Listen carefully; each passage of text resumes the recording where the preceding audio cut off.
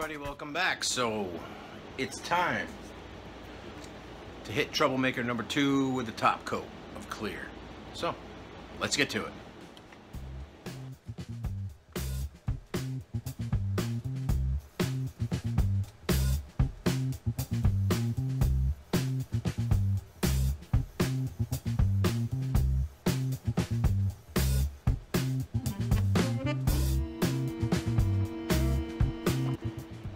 Okay, that's it for now. Just a little dust coat, and we'll wait for that to tack up, and then we'll put a good coat on. So sit tight. Okay, while that's tacking up, let's go over to the bench and gather all the parts for this guitar. If I can find them all, I might have to go looking through the parts drawers and all that happy stuff. So let's see what I can come up with. All right. Took me a while to find everything, but I got most of everything here.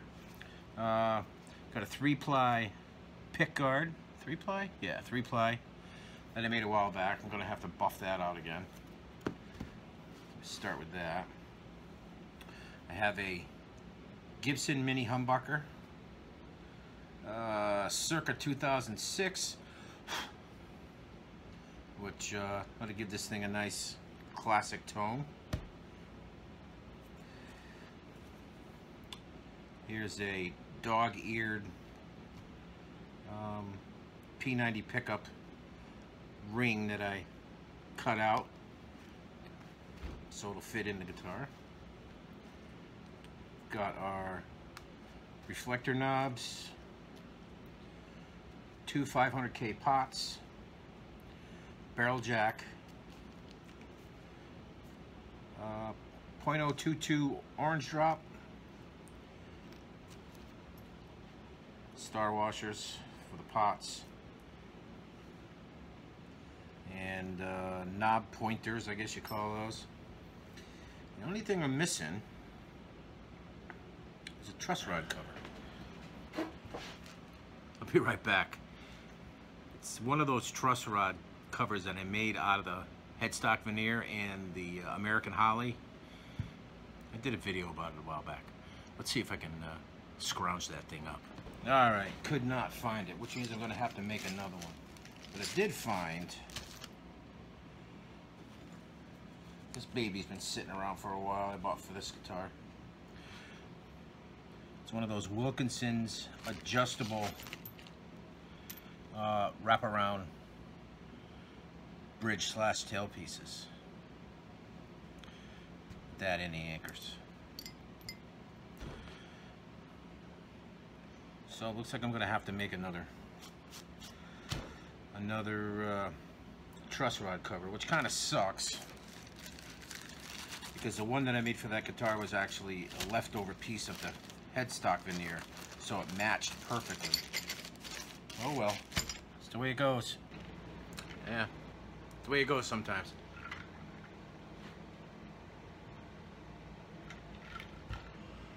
Way hot in here right now.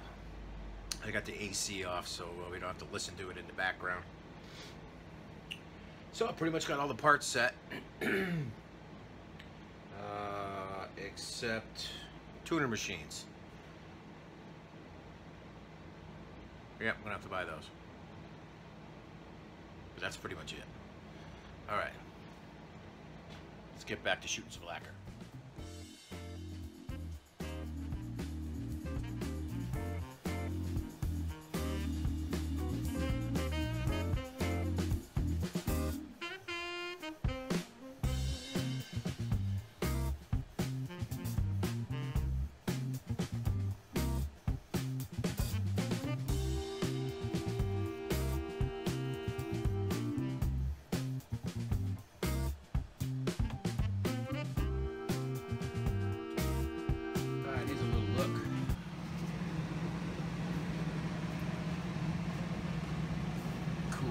Maple.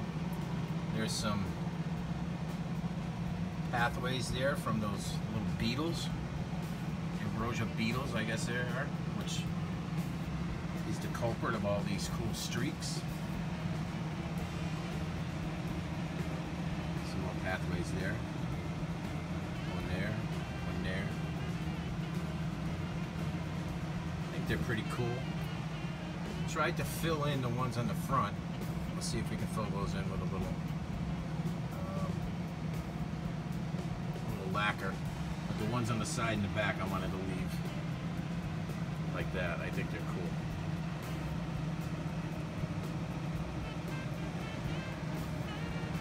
I only really need to clear coat the front of this because I had to sand it down to redo the burst. Back is already clear coat. Neck is already clear coated. And as you can tell, it has not been wet sanded or buffed or anything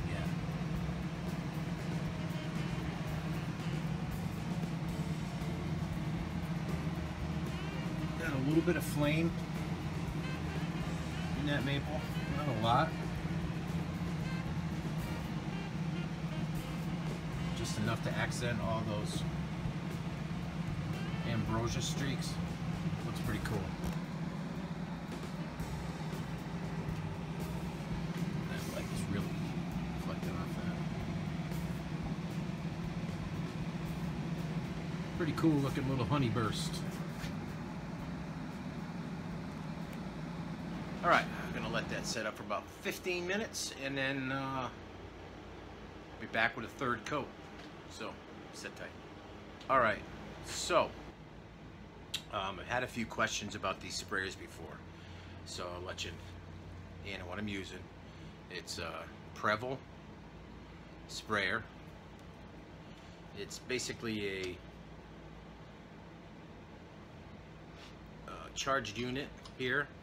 You fill up what you want to spray in the bottom. I have lacquer and paint thin and lacquer thinner in there.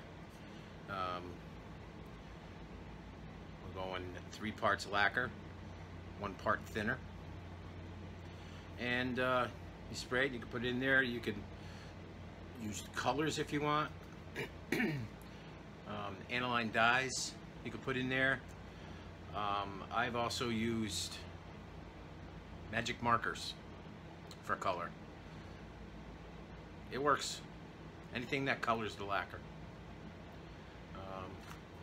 Top shelf of my cabinet over there, you can see all right here, that white, those are caps from all these bottles. You buy it as a unit, and you can save the bottles and save what you have left over from spraying in the bottle, put a cap on it. And you can also buy the power unit separate.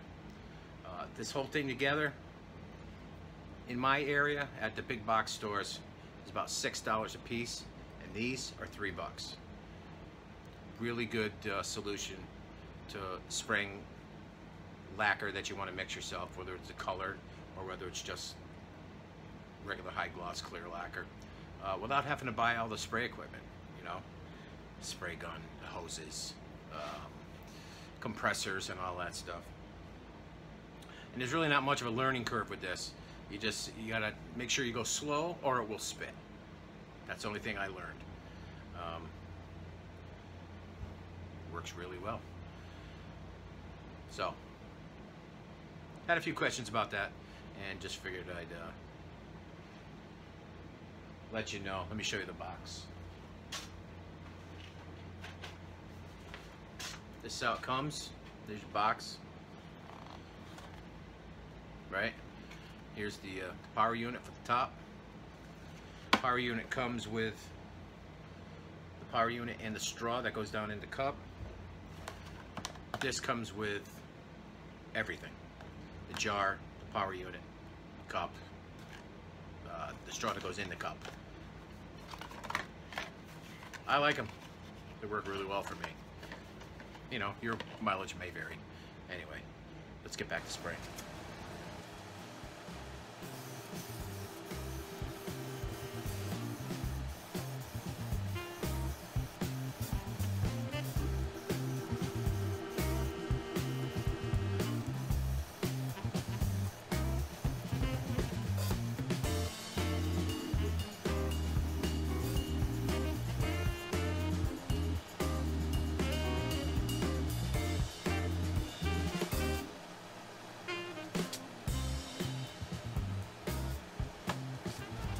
Okay, so that's gonna about do it for the coats for today.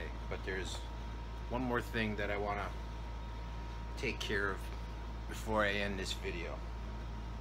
Let me take it down, I'll show you. Alright, so I got a little popsicle stick here, and I took the cover or the power unit off the top of the jar here, so I'm just got the straight up lacquer, which I'm going to be using, and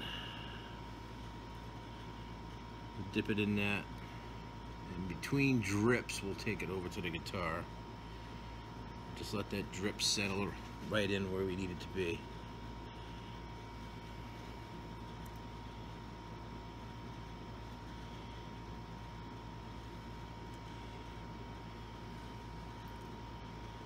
And we'll just go over the rest of it too.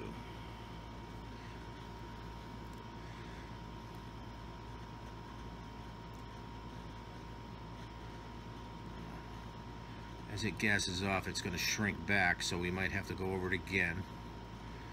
So we'll leave this here on the bench for a while.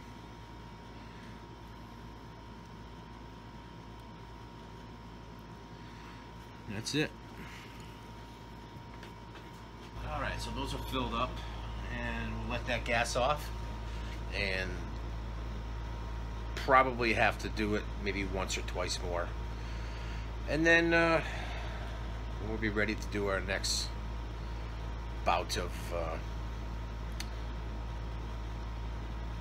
coats of lacquer. So it's gonna do it for this one. We'll be back soon, so behave yourself, and we'll see you in the next video. Peace.